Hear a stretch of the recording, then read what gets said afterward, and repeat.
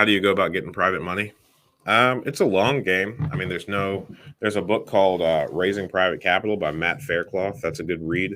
It pretty much just comes down to educating people about how to use their retirement accounts to set up like a self-directed IRA and, getting their money out of Wall Street and into the local community. So our first private investor was a friend of mine.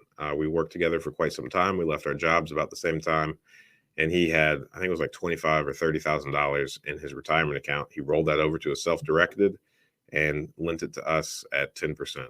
And since then, I mean, some people have cash on hand that they just don't want sitting in the bank, that they'll lend out to us. But I would say most people just use their retirement accounts in like a self-directed format.